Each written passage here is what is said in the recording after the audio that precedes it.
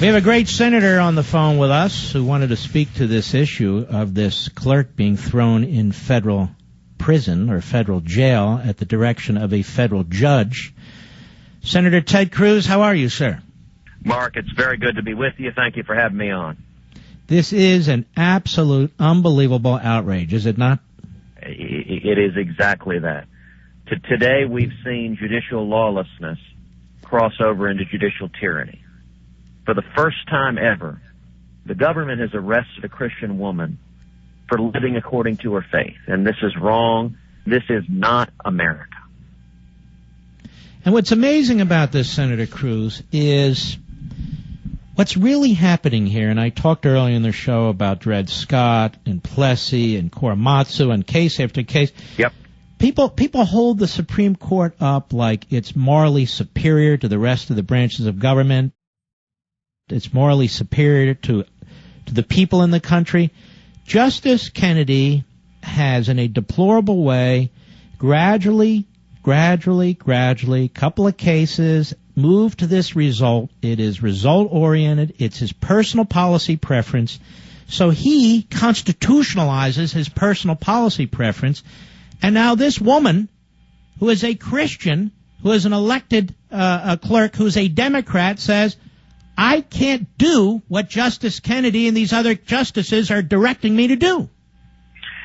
You are exactly right. And I would point out that Chief Justice Roberts, in dissent, rightly observed that the marriage opinion has nothing to do with the Constitution.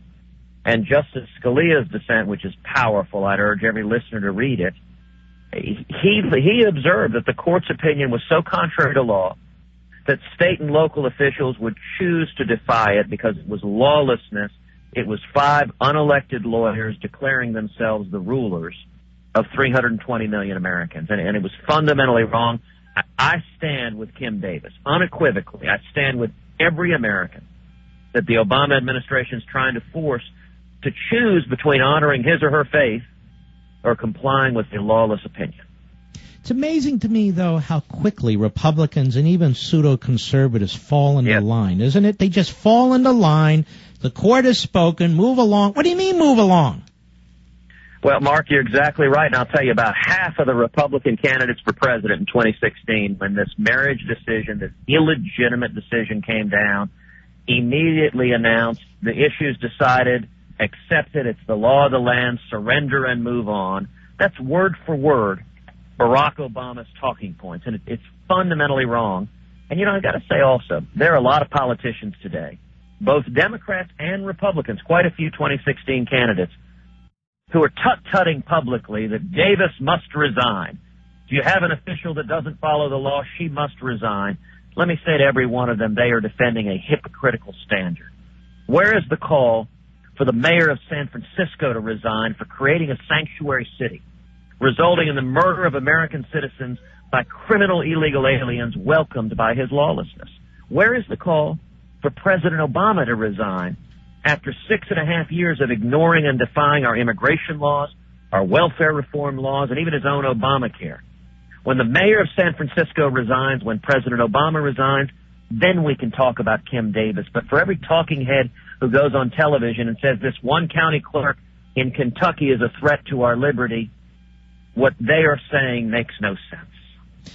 You know, Senator Cruz, you and I, we understand as best as we can the Constitution, and there's a difference sometimes between what the Constitution says and what a court says the Constitution says. Absolutely. And we have in this case 5 justices, 4 leftist Democrats, and Justice Kennedy, who's been on this agenda now for well over a decade. We have them perverting the 14th Amendment, defying the history of the 14th Amendment. Their opinion is absurd. And now anybody in an elected position or a position of authority who got there before this decision is now going to have to uphold this decision, even if it defies their faith? You are absolutely right. And, you know, the position of everyone who is blasting Kim Davis, and you're seeing it from both Democrats and Republicans right now. Yes. The consequence of their position, boils down to the belief that Christians should not serve in public office. That's the consequence of their decisions. Or if Christians do serve in public office, they must be willing to disregard their religious faith or be sent to jail.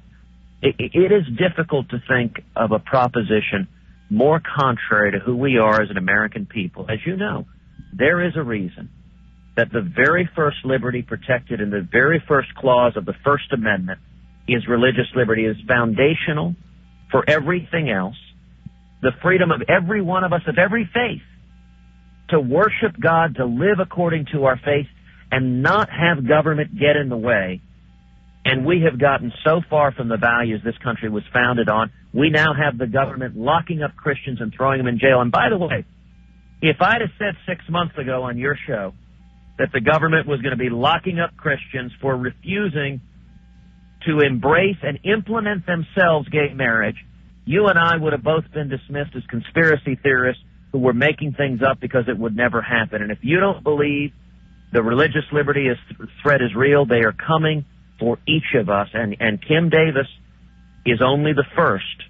Your pastor, your rabbi, your pregnancy crisis center, the Christian university that follows the biblical teaching of marriage, all of those are next in the line, persecuting religious liberty. And I believe every believer, every constitutionalist, every lover of liberty should stand with Kim Davis, and we should stop this persecution now. Yeah, I predict now they're going to unleash the IRS to take the tax status away from religious institutions, churches, synagogues, what have you. And look what happened in Oregon. They broke the back of that small business. Yep. I mean, this is spreading. It's spreading quickly. It amazes me that the left is able to portray this as compassion, as tolerance, when it is the opposite. And I resent what Justice Kennedy and these 4 justices did.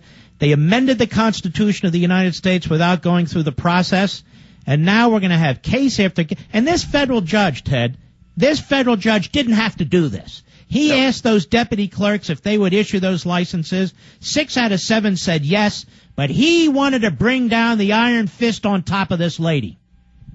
It is arrogant judicial activism. It is hubris. It is the desire to punish Christians, to punish anyone who stands for their faith. You know, a week and a half ago, Mark, I hosted a rally for religious liberty in Iowa. It was an incredible evening. And we had 2,500 people come out in Iowa. It was the single largest political event this year in Iowa. And since the media so constantly belittles the threats to religious liberty, what we did is we had 9 heroes from across the country who have stood for their faith and been persecuted. We had Aaron and Melissa Klein, who you mentioned. 30 seconds. Bakers. And they told their stories. Let me urge your listeners, go to tedcruz.org and listen to these heroes tell the stories. Real people, bakers, florists, a fire chief. We need to stand together and protect our religious liberty. All right, Senator Cruz, we wish you well. I'll see you on September 9th as we rally for America and against arming the Iranian regime with nukes. God bless you. We'll be right back.